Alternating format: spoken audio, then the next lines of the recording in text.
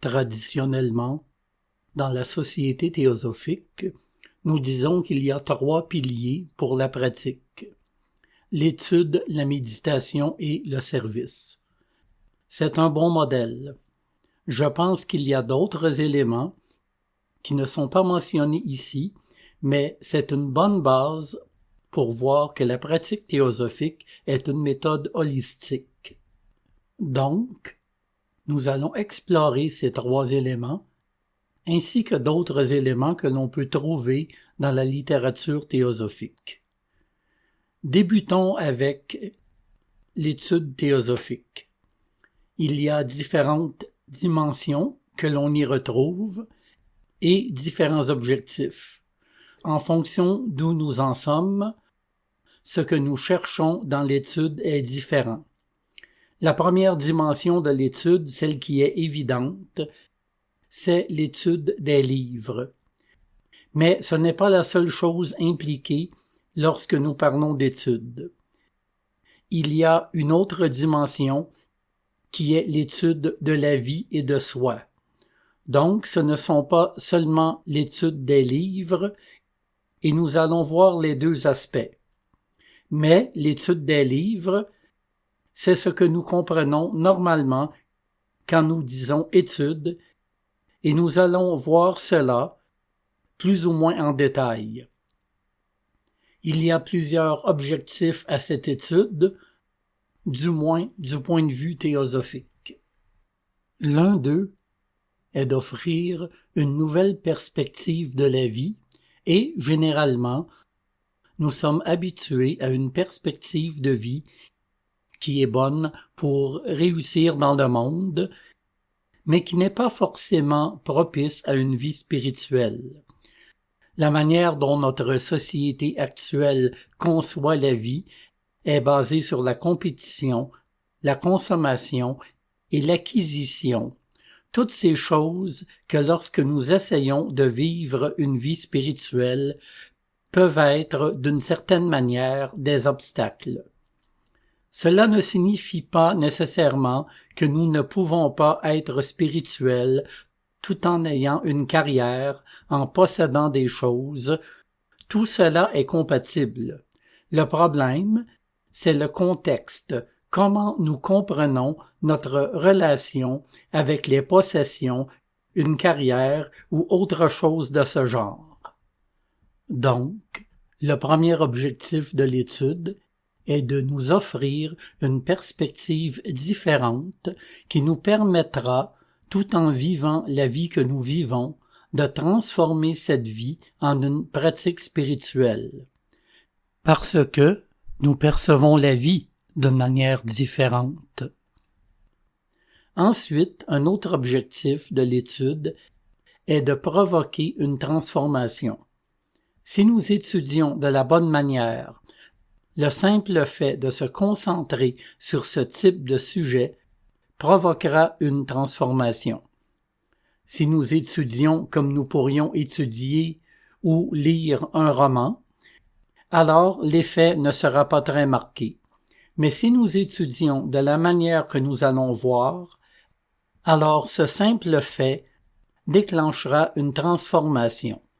Un autre objectif de l'étude est d'établir les fondations de base de ce que nous appelons traditionnellement en théosophie l'occultisme, qui n'a pas le même sens que celui que le monde lui attribue aujourd'hui.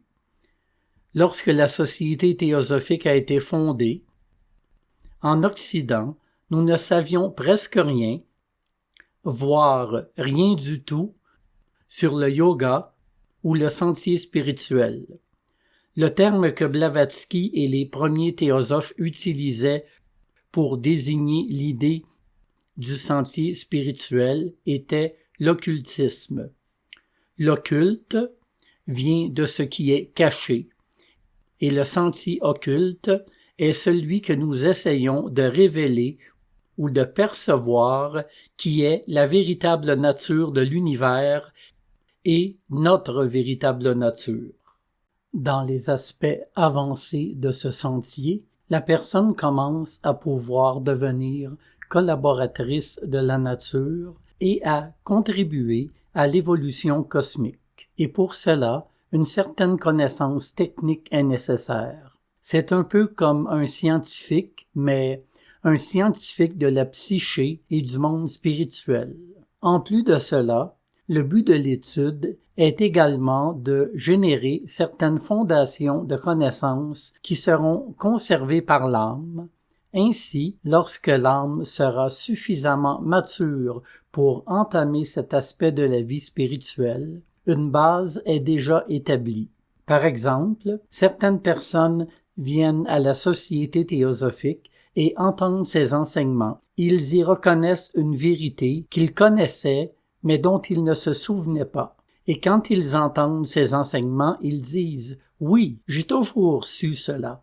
J'ai toujours ressenti cela. » Cela se produit parce que cette connaissance avait déjà été acquise dans une vie antérieure et nous actualisons simplement notre connaissance en ramenant cette connaissance qui était dans notre âme vers notre cerveau.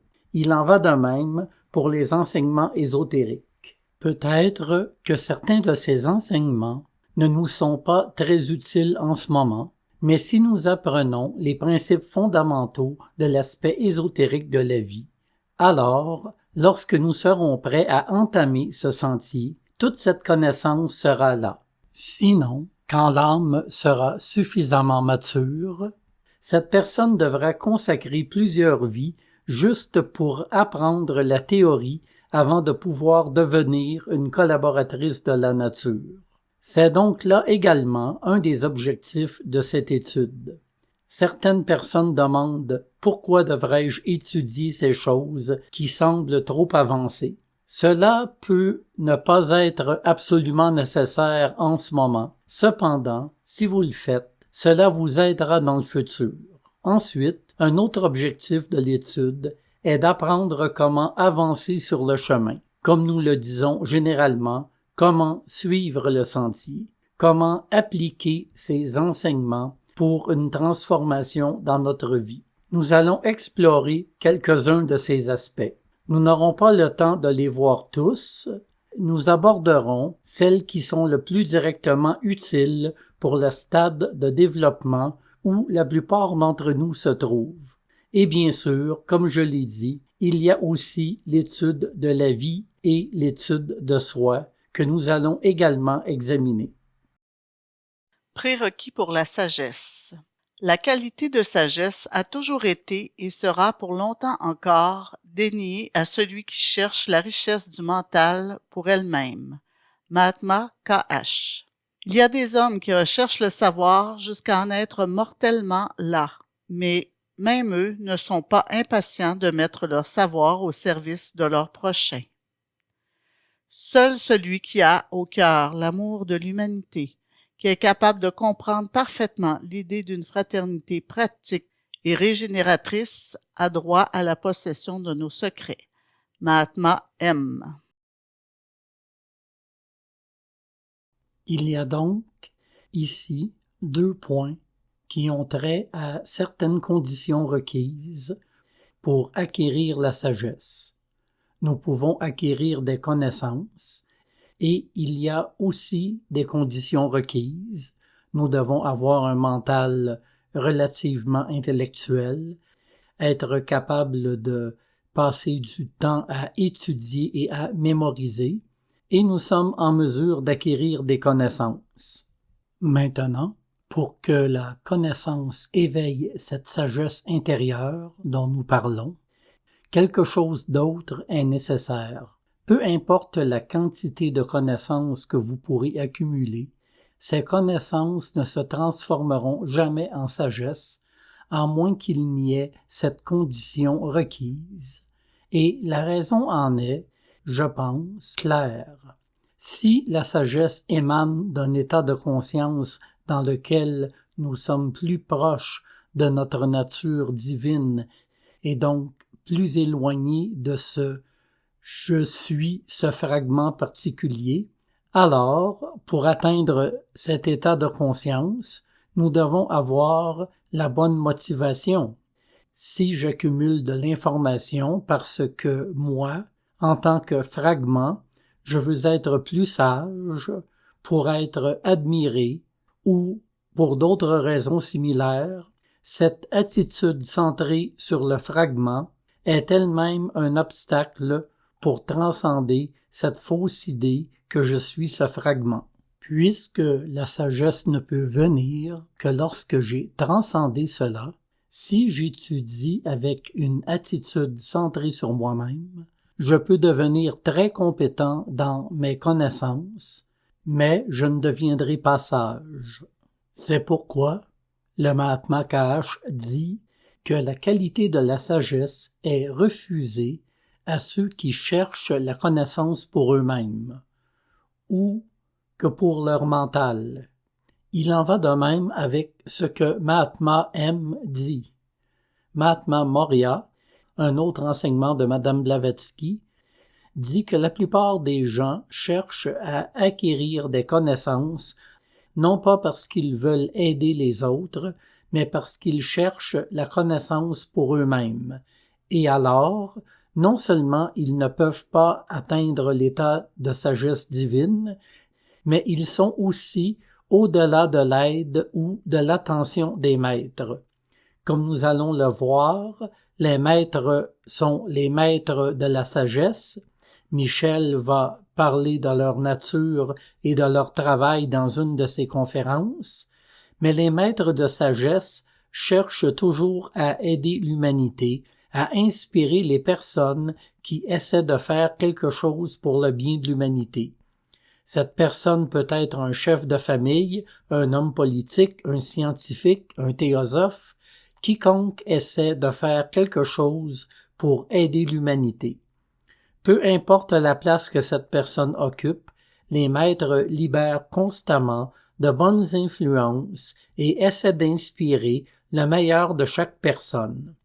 Ainsi, une personne qui essaie d'aider bénéficie de l'aide supplémentaire de ses maîtres. Ces maîtres que dans le bouddhisme on appelle les bodhisattvas. Par exemple, dans l'hindouisme, on les appelle les rishis, etc. Ce que dit le maître, c'est que nous n'aidons jamais une personne qui cherche à accumuler des connaissances pour des raisons personnelles, mais nous aidons ceux qui essaient d'aider l'humanité. Et peut-être que s'ils étaient laissés à eux-mêmes, cela leur aurait pris beaucoup plus de temps.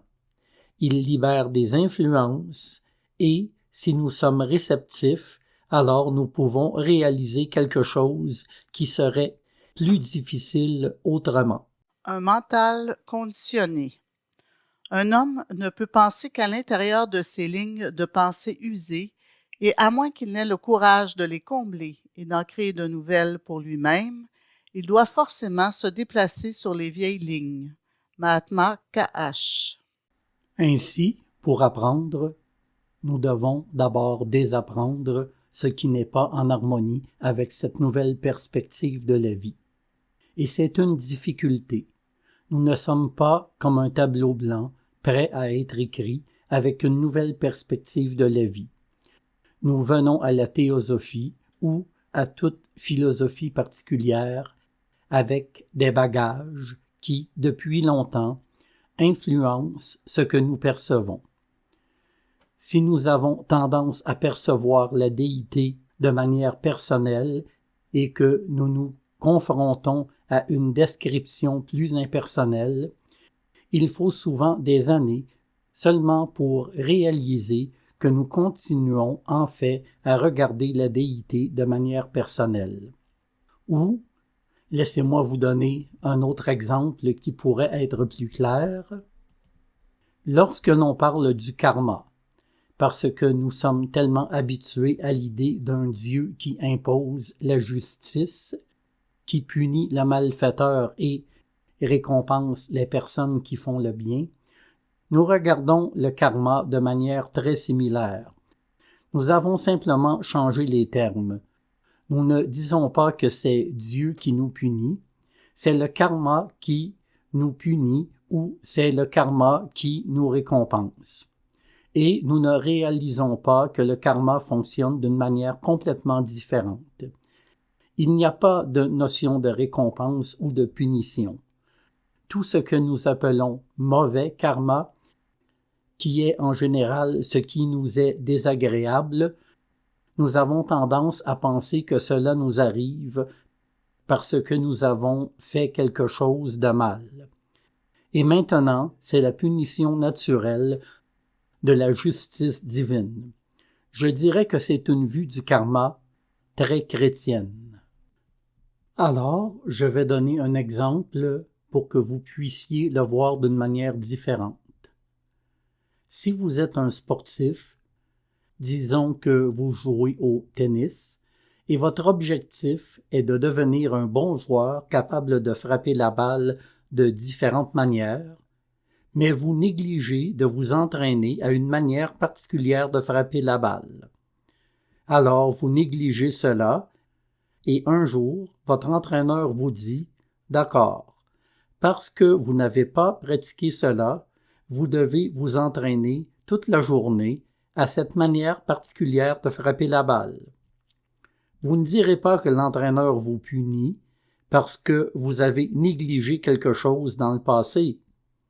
Bien sûr, vous devez le faire à cause de ce que vous avez négligé de faire dans le passé, mais ce n'est pas une punition. C'est en fait quelque chose de nécessaire pour devenir un excellent joueur de tennis. Ainsi, si le karma apporte quelque chose de difficile pour vous, il est vrai que cela est dû à ce que vous avez négligé de faire quelque chose dans le passé ou que vous ne l'avez pas fait correctement, si on veut utiliser les termes comme bien et mal. Et maintenant, vous devez affronter cette situation difficile. Mais cela n'a rien à voir avec une punition. Maintenant, parce que nous avons ces idées de punition et de récompense, nous regardons inconsciemment le karma de la même manière. Alors, ce que le maître dit ici, c'est qu'il est très important, pour comprendre la vision ésotérique de la vie, de désapprendre toutes ces choses que nous avons intégrées dans notre éducation. Et cela prend du temps, et il est naturel que cela prenne du temps. Lorsque nous étudions, il est important de s'abstenir de chercher dans l'étude un moyen de renforcer ce que nous savons déjà. Lorsque nous lisons un livre, nous avons tendance à souligner certaines phrases. Si vous regardez quelles phrases vous soulignez, très souvent, ce sont celles qui réaffirment ce que vous savez déjà.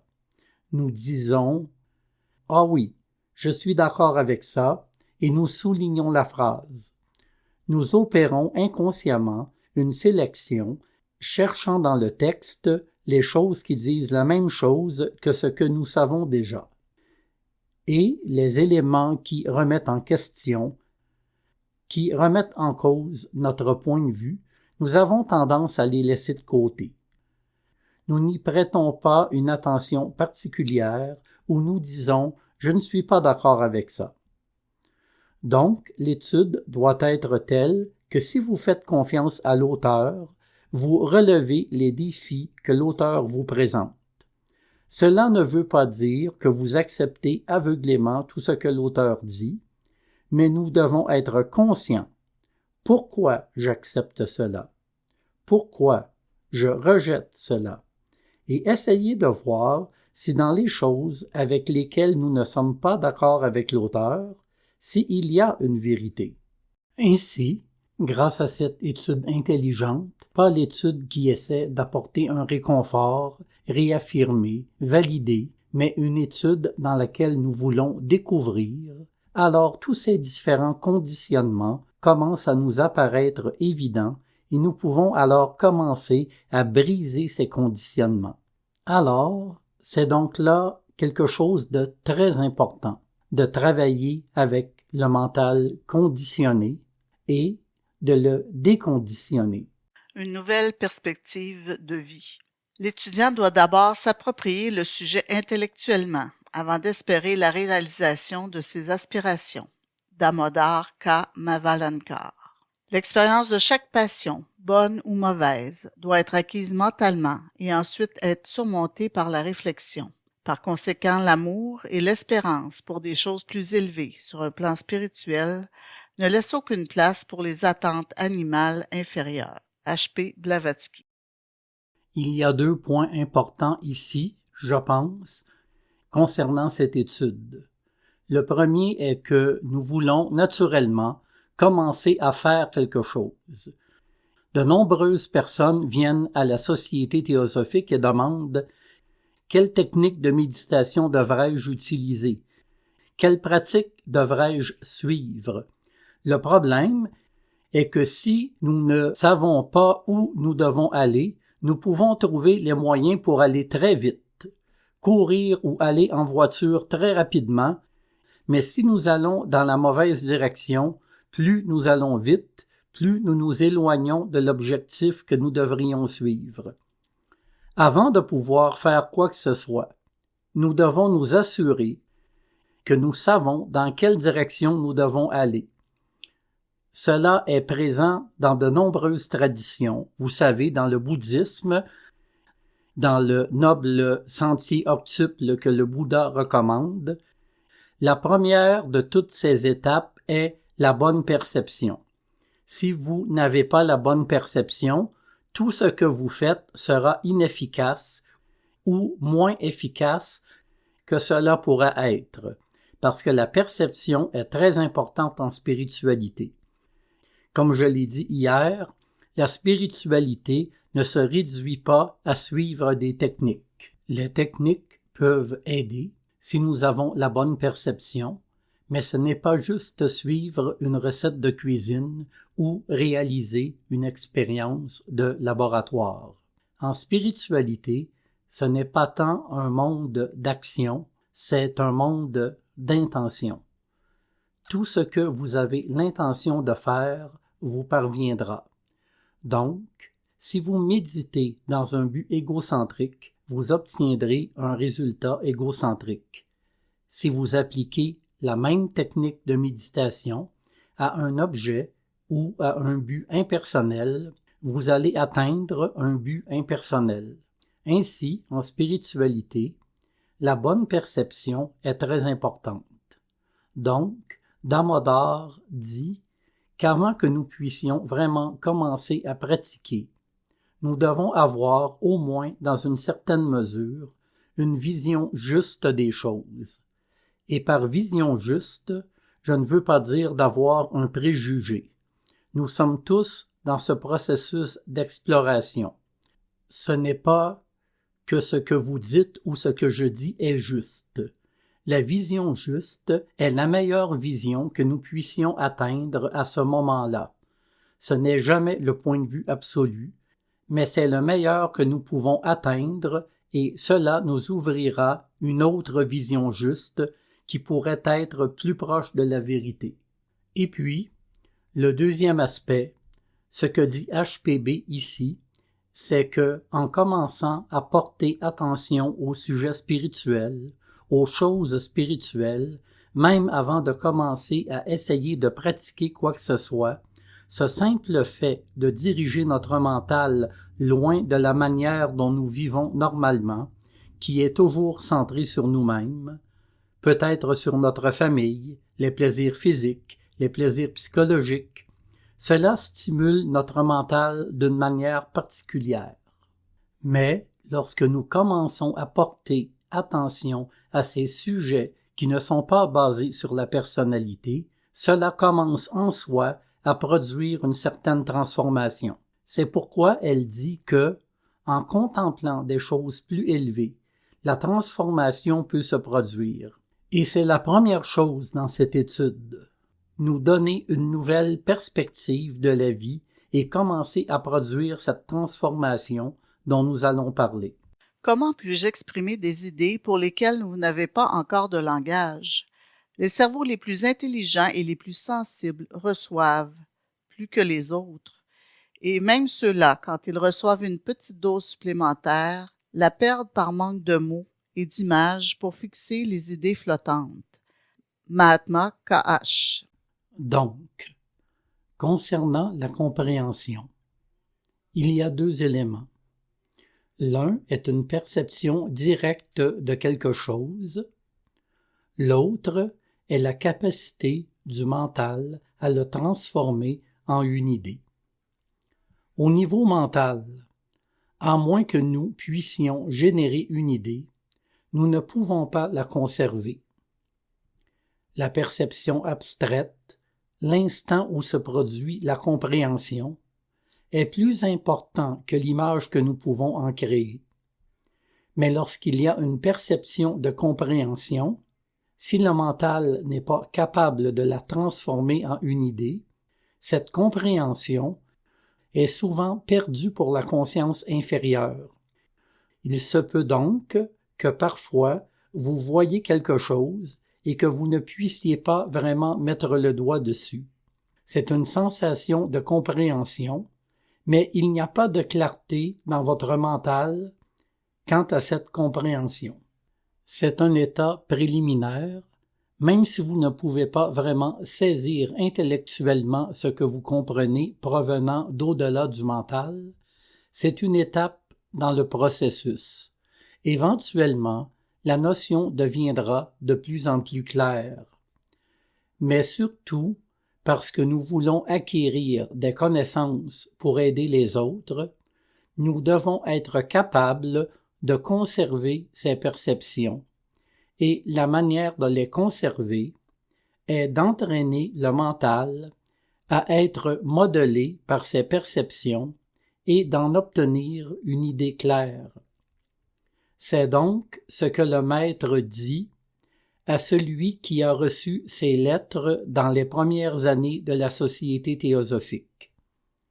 Les maîtres ont dit « Je pourrais essayer de vous indiquer certaines choses, mais à moins que, dans votre mental, vous ayez la capacité de générer l'idée, cela vous passera par-dessus la tête. Et c'est toujours le cas. Vous savez, encore une fois, le niveau intellectuel de compréhension n'est qu'un niveau dans l'ensemble du processus. Ce n'est pas le plus important, mais il est important, surtout si nous allons communiquer notre compréhension. Donc, ce que l'étude fait, c'est d'entraîner le mental inférieur de manière à ce que vous puissiez recevoir et conserver les perceptions qui viendront de votre nature supérieure. Et c'est un autre objectif de l'étude, vous donner ces outils, ces matériaux. Transformation. Le cerveau est l'instrument de la conscience à l'état de veille, et toute formation consciente d'une image mentale modifie et détruit des atomes du cerveau. L'activité intellectuelle ordinaire emprunte des chemins bien balisés et ne force aucun ajustement soudain ni destruction de sa substance. Mais ce nouveau type d'effort mental fait appel à quelque chose de très différent. La sculpture de nouveaux chemins dans le cerveau, d'un ordre différent de celui des vies du petit cerveau. Si cela est fait de matière forcée et non judicieusement, cela peut faire de sérieuses blessures au cerveau. H.P. Blavatsky. HPB essaie donc d'expliquer quelque chose à une époque où, en physiologie, nous ne savions presque rien de la manière dont les neurones, les synapses et les voies neuronales pouvaient être générées. Donc, elle essayait d'expliquer quelque chose qu'elle percevait, comme nous l'avons vu, dans des états de conscience supérieurs, en utilisant un vocabulaire qui, à ce moment, n'existait pas. Mais de nos jours, nous savons comment nos perceptions génèrent des chemins particuliers dans notre cerveau qui, à leur tour, alimentent notre cerveau pour améliorer la perception dans ce domaine particulier.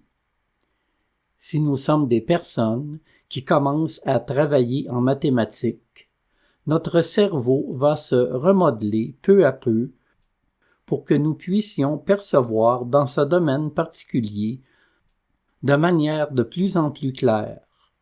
Il en va de même pour l'art et pour d'autres matières. Donc, Blavatsky dit de la même manière, afin de pouvoir percevoir cette vision cachée de la vie, de la vision occulte, le cerveau doit être remodelé, il doit être réarrangé de manière différente afin que la perception puisse être retenue par le mental au niveau de la conscience du cerveau. Elena Blavatsky dit qu'en lisant ce genre de sujet, vous commencez à générer dans votre cerveau les chemins dont vous avez besoin. Ainsi, le cerveau devient réceptif à ces domaines particuliers. Ainsi, Krishnamurti parlait des mutations dans le cerveau qui sont nécessaires et que certaines perceptions que vous pouvez avoir de temps à autre, ceux-ci produisent un réarrangement dans le cerveau. Donc, même au niveau physique, nous devons remodeler notre cerveau. Si notre mental est concentré constamment sur l'aspect matériel de la vie, il peut être très compétent pour traiter ces choses, mais dès que nous commençons à parler d'unité et de tous les sujets spirituels, le cerveau lui-même sera peu réceptif. Ainsi, l'un des objectifs de l'étude est de commencer à transformer un cerveau capable de percevoir ses idées. Annie Besant nous dit « L'intellect, ou le mental supérieur, ne peut atteindre sa pleine évolution tant que le mental inférieur, le mental concret, n'est pas lui-même développé. Alors, quand cette condition de progrès est remplie, la pensée est libre et non contrainte. C'est une leçon que nous avons tous besoin d'apprendre. » Vous savez, il y a des exemples dans l'histoire du mysticisme, dans différentes traditions, de personnes très habiles à articuler leurs intuitions. Et elles sont devenues de grands enseignants pour les autres. Dans la tradition chrétienne, par exemple, il y a Maître Eckhart, Saint Jean de la Croix et d'autres. Aussi, il y a des mystiques qui étaient complètement incapables d'exprimer leur intuition. Pour la plupart, nous ne savons même pas qu'ils existaient parce qu'ils n'ont pas enseigné et ils étaient des gens plus réservés qui étaient simplement incapables de transmettre. Ils avaient cette intuition, mais leur mental inférieur n'était pas développé ou entraîné pour pouvoir l'exprimer. Et je suppose que, fondamentalement, pour ce mystique en particulier, que le mental puisse articuler cela ou non ne fait pas grande différence. Mais pour le reste de l'humanité, cela en fait, car nous apprenons de ceux qui sont capables d'articuler tout cela. Donc, si vous allez aider les gens autour de vous, il est important que vous deveniez capable d'exprimer ces choses. Il y a aussi d'autres mystiques qui se situent entre les deux, et peut-être qu'ils essaient d'exprimer leur intuition par la poésie ou une forme d'art. Donc, il est important de développer ce que nous appelons le mental inférieur, notre mental quotidien, de manière à ce qu'il puisse exprimer ces choses. Mais, encore une fois, essayez de ne pas oublier que le développement du mental inférieur est un instrument pour quelque chose de plus élevé. Bien des fois, nous oublions cela et nous nous perdons simplement dans un mental inférieur, dans l'accumulation de connaissances, vous savez, en nous concentrant seulement sur cet aspect du mental.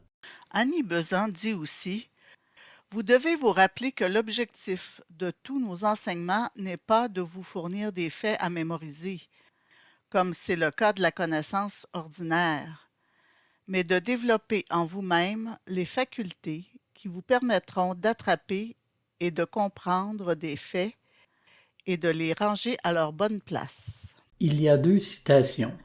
Dans la première, elle parle des conditions nécessaires à l'évolution du mental, qui est la liberté de la pensée. Ensuite, elle parle du fait que lorsque nous étudions la théosophie, nous ne voulons pas seulement mémoriser comment fonctionne le karma, ce qu'est la réincarnation, etc. Ce que nous voulons, c'est stimuler la réflexion, susciter une réflexion.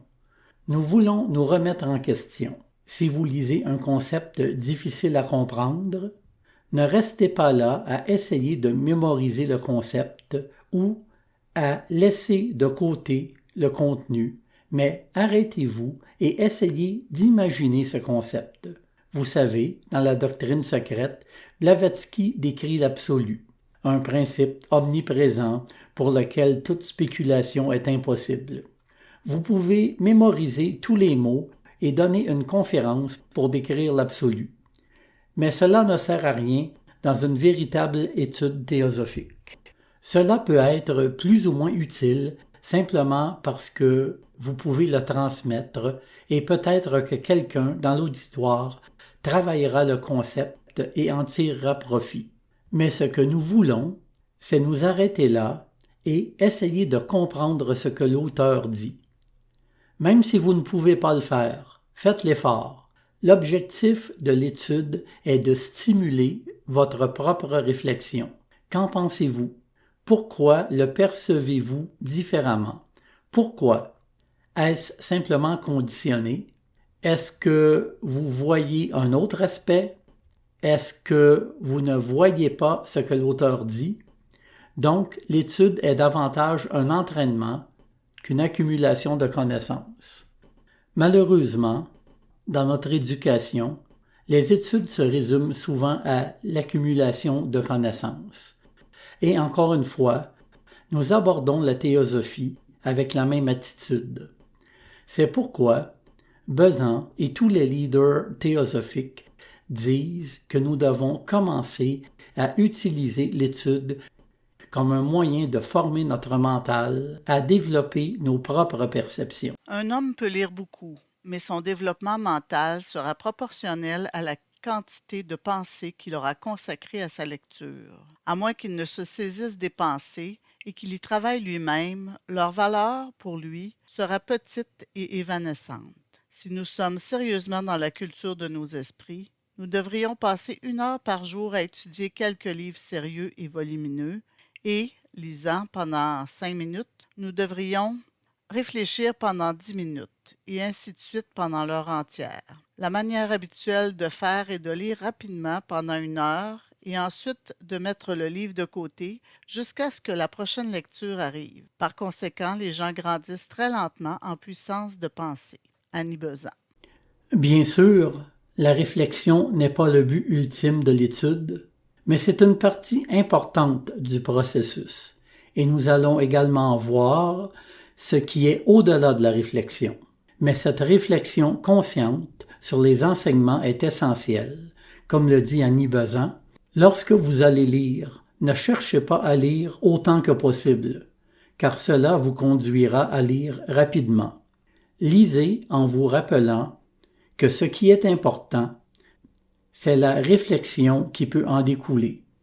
Si le livre est plutôt superficiel, il y aura probablement peu de place pour la réflexion, mais avec des livres plus profonds, et la plupart de la littérature théosophique est assez profonde, vous pouvez utiliser ces livres de cette manière. Donc l'auteur dit, prenez le temps, restez avec le concept, essayez de voir ce qu'il signifie vraiment, peu importe si, pendant toute l'heure, vous ne lisez qu'une page. En fait, si vous faites cela, c'est excellent. Si vous lisez une page parce que vous y réfléchissez, c'est ce que nous voulons dans cette étude. Pas seulement lire et accumuler des informations qui ne sont pas traitées. J'aimerais ajouter une autre chose que j'ai apprise en assistant à l'un des cours d'anglais de mon fils. C'est que l'enseignant a montré une citation où il mentionnait que l'écriture est de la pensée concentrée. Donc, si nous lisons, nous réfléchissons, puis nous prenons des notes qui sont simplement pour nous-mêmes, cela accroît cette réflexion, cela concentre. Souvent, lorsque nous écrivons, d'autres idées nous viennent. Oui. D'ailleurs, Annie Bezan suggère même ce genre d'exercice. Elle dit, dans un paragraphe concernant la lecture de concepts profonds, de lire, puis de mettre le livre de côté et d'écrire avec ses propres mots ce que vous avez compris, puis de revenir au livre et voir jusqu'à quel point vous avez vraiment compris. car il arrive très souvent que nous pensions comprendre ce que l'auteur dit, mais en réalité, nous comprenons quelque chose de complètement différent en raison du conditionnement et de toutes les choses dont nous parlions plus tôt. Donc, si vous le notez et que vous comparez ensuite, vous pouvez voir à quel point votre compréhension est bonne. Si vous considérez l'étude comme une forme d'entraînement, vous pouvez le faire. Bien sûr, pas avec chaque phrase. Certaines parties sont assez évidentes et vous n'avez pas besoin de le faire. Mais il y a des livres dans la littérature théosophique qui se prêtent vraiment à ce genre d'exercice. Si vous lisez, par exemple, La doctrine secrète ou Les lettres des Mahatmas ou L'étude de la conscience d'Annie Besant et bien d'autres, vous pouvez les utiliser de cette manière et cela ne vous apporte pas seulement de l'information, mais cela produit également une transformation en vous-même. Et HPB parle de créer vos propres schémas pour comprendre ce qu'elle dit. Regardez ces schémas et créez les vôtres en même temps que vous prenez des notes pour ainsi mieux comprendre, toujours améliorer votre compréhension.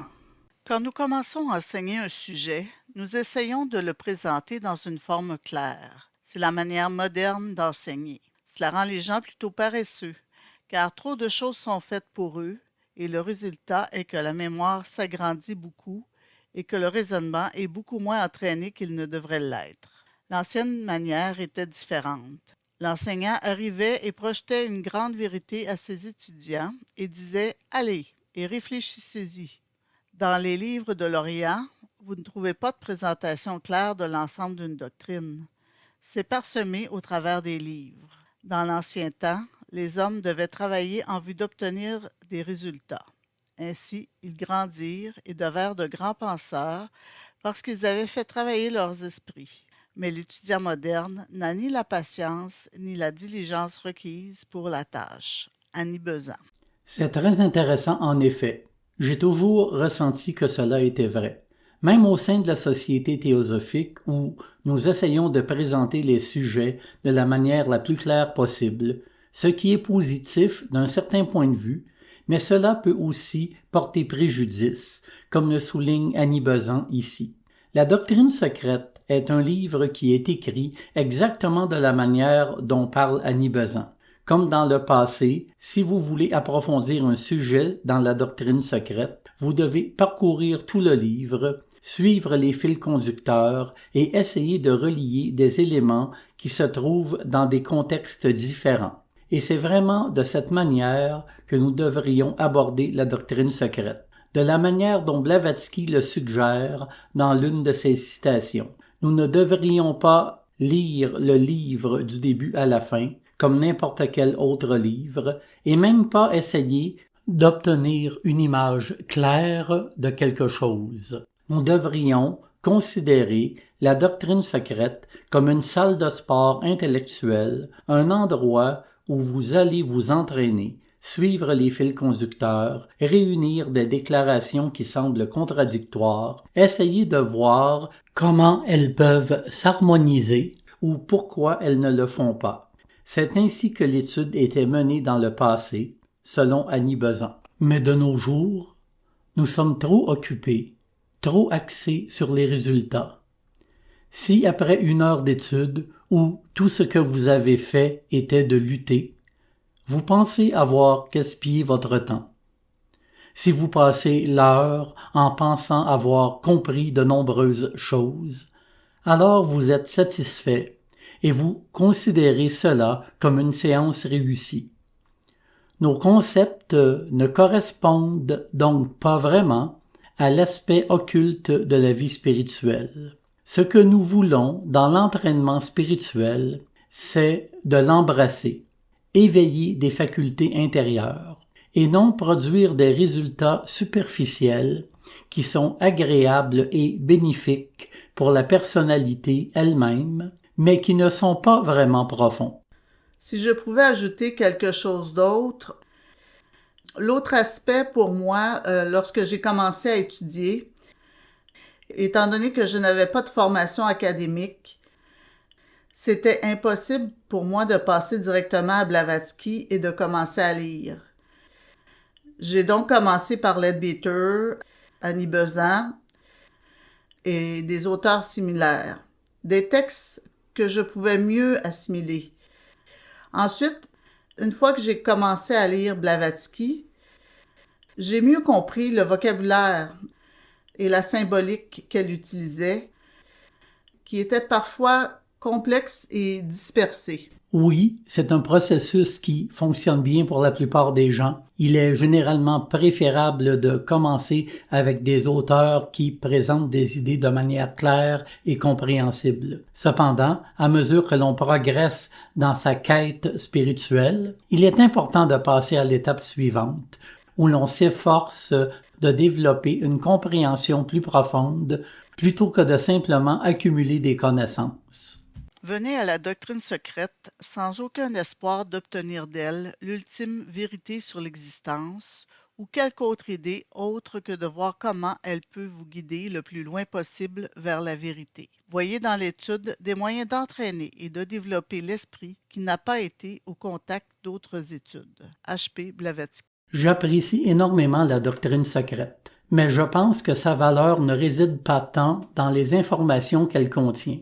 Si demain Blavatsky se manifestait et disait que tout ce que j'ai écrit dans la doctrine secrète n'est pas factuellement vrai, je continuerai quand même à étudier la doctrine secrète parce que je ne pense pas que son importance réside dans le fait qu'il y ait 7 races racines. Supposons que Blavatsky vienne et dise qu'il y avait 6 races racines. Quelle est la différence? Oh non, il y en avait 9. Ce n'est pas le but de ce travail. Ou si vous dites les 3 logoi et qu'elles viennent ensuite dire qu'il y en a 24, quelle est la différence? Cela n'a pas vraiment d'importance pour moi. Pour moi, oui, ça me le rendrait folle. Je dirais, que voulez-vous dire? J'ai gaspillé tout ce temps à essayer de me rappeler ces détails.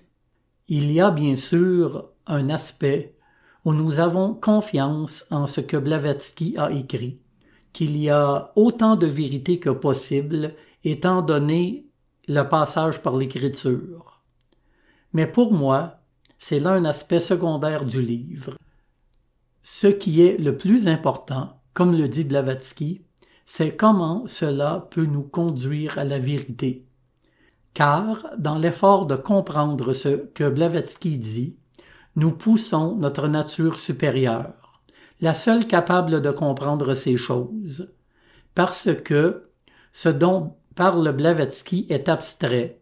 Seul le mental abstrait spirituel peut le comprendre. Ainsi, dans notre effort pour comprendre, nous stimulons le mental spirituel. Donc, même si le concept en lui-même n'est pas factuel, l'effort que nous devons produire, qui nous stimule, c'est ce qui compte le plus. Je pense donc que nous devrions toujours garder cela à l'esprit. Et s'il y a différentes interprétations de la doctrine secrète, c'est parfaitement correct. Ce n'est pas la partie la plus importante. Avez-vous fait votre travail? C'est génial. Ai-je fait le travail? C'est génial. Même si nous en sommes venus à des conclusions différentes, les idées sont très secondaires par rapport à la perception que l'on peut obtenir. Je pense qu'un des indices dans la doctrine secrète qui montre que ce n'est pas concret, c'est quand elle dit « en quelque sorte » ou « d'une certaine façon ». Parce que j'ai fait des diagrammes, je pense avoir saisi le concept et je le montre à Pablo et je lui demande « Est-ce que c'est ça? » Et il dira « Oui, en quelque sorte ». Je sais qu'il y a de petites subtilités et dans quelques mois, lorsque j'aurai recueilli plus d'informations, tout pourrait changer. Du mental ordinaire au mental spirituel. Le corps causal est peu développé pour la majorité à l'étape actuelle de l'évolution, car il reste indifférent aux activités mentales dirigées vers les objets extérieurs. Il est en fait l'organe de la pensée abstraite. La graine de la conscience de soi est déplacée du mental inférieur au mental supérieur par une pensée intense, par le travail intellectuel de l'étudiant, du philosophe, de l'homme de science. Si ce dernier détourne sa pensée des objets pour se tourner vers les principes des phénomènes, vers les lois. Annie Besant.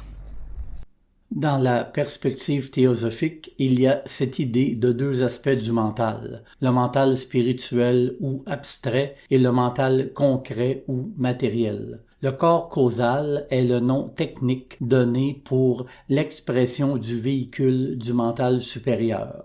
Comme le dit Annie Besant, le mental inférieur est celui qui peut comprendre les choses concrètes. Les choses abstraites ne peuvent être comprises que par le mental supérieur. Et la manière de stimuler le mental supérieur est de tenter de comprendre des choses abstraites. Si votre mental est constamment préoccupé par des choses concrètes, vous ne réveillerez jamais le mental supérieur. Le mental supérieur s'éveille par l'effort de comprendre des choses d'une valeur universelle, des choses d'une valeur abstraite. Certaines personnes pourraient se demander « Pourquoi devrais-je étudier quelque chose comme la doctrine secrète? Ce n'est pas pratique. C'est si éloigné de la réalité.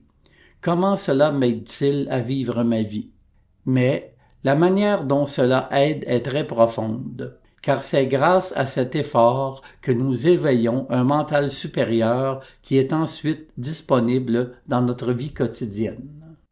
C'est peut-être le seul moment de notre vie où nous essayons d'étudier ces sujets et où nous faisons un effort pour éveiller ce mental. Le reste de la journée, nous pouvons être constamment impliqués dans des activités qui stimulent uniquement le mental inférieur. Nous devons donc réaliser que l'étude de choses abstraites, si elle est menée de la manière dont nous en parlons, et non seulement en essayant de mémoriser des concepts sur des sujets universels, est la chose la plus pratique que nous puissions faire. Cela produira des résultats bien plus profonds que de constamment orienter notre mental vers des choses superficielles ou concrètes. Le génie même de l'occultisme métaphysique et spirituel interdit l'utilisation de figures ou même de symboles plus que comme aide temporaire. Une fois définie, une idée en mots, elle perd sa réalité. Une fois figurée, une idée métaphysique, vous matérialisez son esprit. Que les ésotéristes, par conséquent, soient très attentifs à spiritualiser les instructions et à éviter de les matérialiser.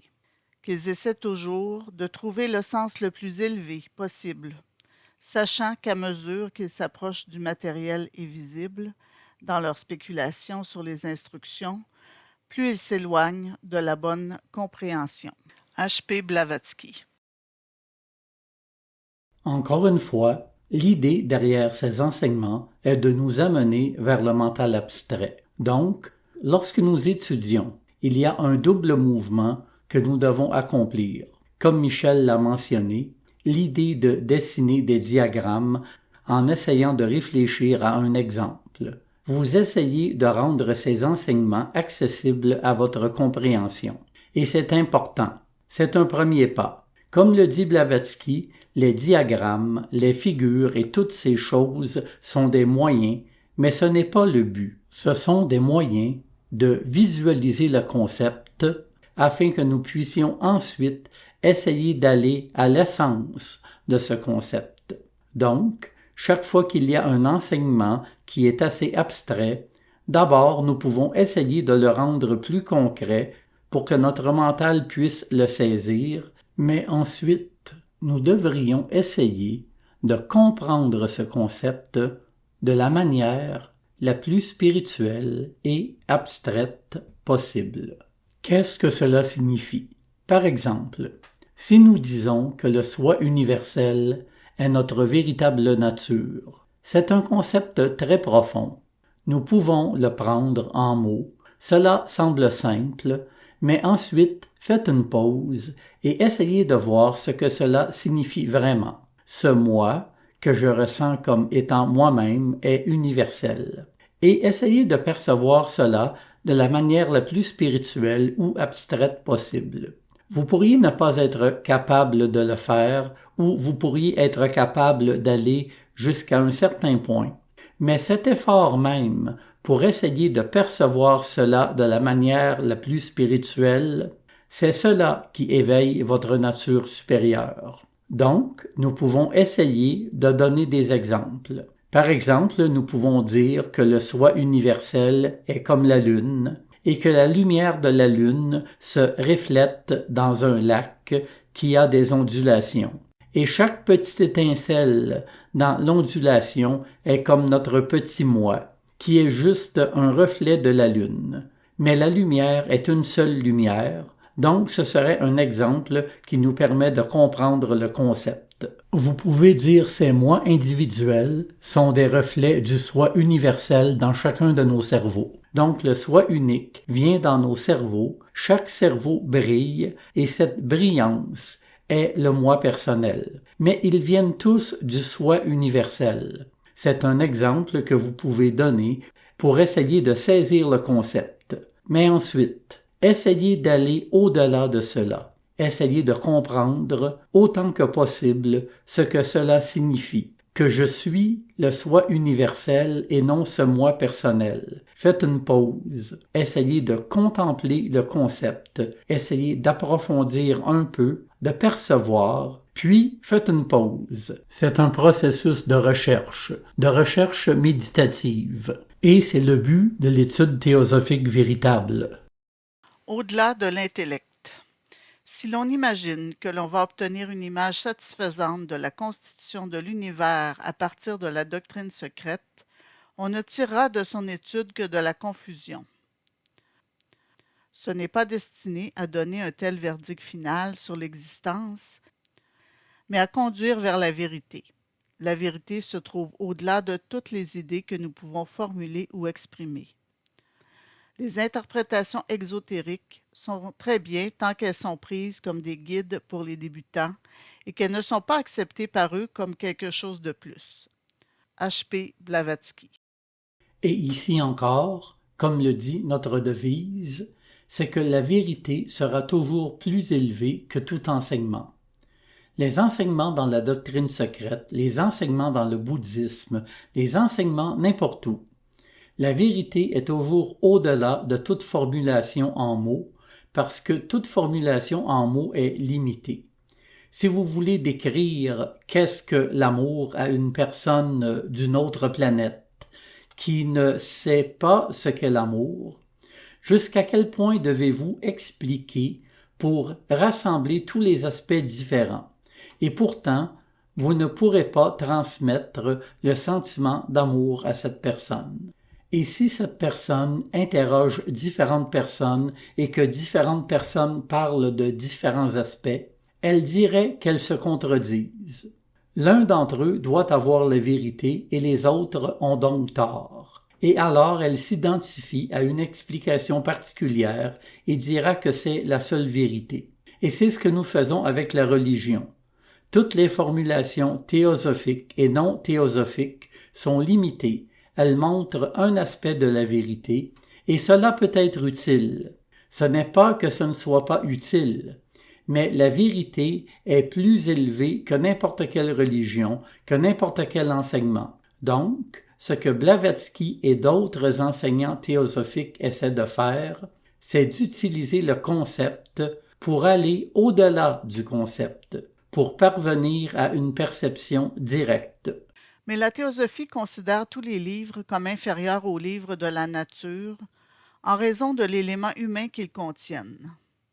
Pour lire le livre de la nature et le comprendre correctement, les pouvoirs innés de l'âme doivent être hautement développés.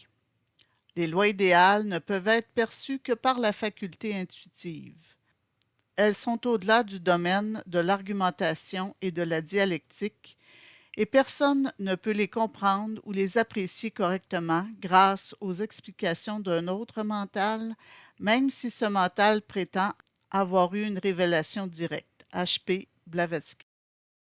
Même si le Bouddha vient vous dire la vérité, cela ne veut pas dire que vous obtiendrez la vérité. C'est pourquoi Krishnamurti disait que la vérité répétée est un mensonge. C'est un mensonge en ce sens que quelqu'un ne peut pas répéter la vérité même si cette personne a une perception directe, car la répétition en elle-même ne peut pas transférer la vérité. Tout ce qui peut être transféré, c'est un concept, pas la perception. Maintenant, le concept peut être un doigt pointant vers l'endroit où vous devez regarder, et quand vous regardez et que vous voyez la vérité. Mais la vérité n'est pas le concept.